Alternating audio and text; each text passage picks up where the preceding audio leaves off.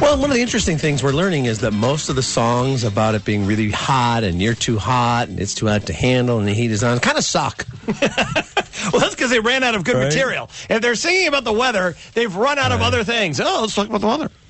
And then let's stop before we get to Paris Hilton saying, "That's hot." Remember that was the catchphrase of 2008 or something? Oh, you just gave me an idea. I think that closes the show. All right, listen. You know, you're supposed to, when you write a song, you're supposed to sing about love. Right. Love and things that you love. And romance and marriage and love. And it turns out that, you know, some people, you know, they fall in love and then they get married and then it doesn't work out. I hear about that, yeah. And then they get divorced. And then there's child support. And there's all the rest of that kind of stuff. Well, Chicago's very own Dwayne Wade. Right? Richards High School and big college star, and then on to become an NBA champion. Yep. Right, Dwayne Wade. And a guy who is, you know, by all accounts, when I see Dwayne Wade, I don't know him, but when I see him at in interviews and other places, seems like a pretty normal guy. Yeah. You know, for a big time athlete. Right? He seems like he seems smart, he seems engaged, he seems emotionally balanced. I mean, you can never really tell what goes on behind the scenes, but it seems all right, right? His biggest offense, I thought, during like the NBA playoffs was wearing those nerd glasses with no lenses in them. He was setting that fashion trend, the Bieber glasses. Right, it's a something. Right. But he and of all the guys from that particular sports institution, I won't even name it because I don't want to speak the name of it. He's, to me, the most likable guy. Now, he's been going through a divorce. He's been going through a divorce. It appears now longer than he's been alive. Mm-hmm. His ex-wife has just fired or lost due to quitting, asked for out the case, her 12th lawyer in the divorce case. 12th lawyer. She now needs another lawyer to represent her in this protracted case. A judge ruled yesterday that that a lawyer, Siobhan Funches Wade, that's Dwayne Wade's soon to be eventually ex-wife. Attorney Michael Haber filed a motion last week saying his relationship with his client had reached a point where he can no longer represent her. What the hell does that mean? Now, Funches Wade is accused of child abduction for allegedly failing to return their sons to Wade in a timely manner over Father's Day weekend. Corri Fetman, who's a famed divorce attorney in Chicago, is on the Super Celebrity Hotline. I'm sure she's got some thoughts on this. The famed Billboard Life Short to the divorce. Get a divorce. At least it's, you know, that's some direct marketing right there. Oh, yeah. But that's not why we called. Corri, have you ever seen a case where someone went through 12? Of course. This happens all the time. What do you guys... It's got all of the elements. You've got lots of money. It's a highly charged case. It's in the forefront of the media. It's on TMZ all the time. You guys are reading about it. He was granted custody of his children. He's dating super hottie Gabriel Union, which fuels the fire. And she's been arrested 2 times. This client's not happy. She's going to keep shopping until she finds the right attorney. She's got victim mentality. And what's really telling also in this case is what you guys probably don't know is in 2010 when she was going through the divorce case. And the divorce is over, right? I should make that clear. This is all just child custody related stuff. Right. It's all visitation and custody related. He was granted custody. Now, in the custody case, the GAL, who represents the interests of the children, filed a motion and asked that she undergo psychiatric evaluation because she had a history of extreme violence and homicidal and suicidal tendencies.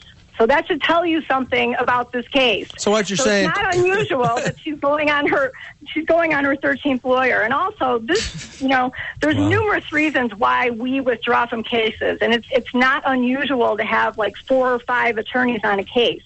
But this is a case where the attorney withdrew, which is your worst nightmare, because there's an ethical violation. According to Lisa Donovan, staff reporter at the Sun-Times, and she quoted the judge, stating that Haber withdrew because there was a strong ethical violation.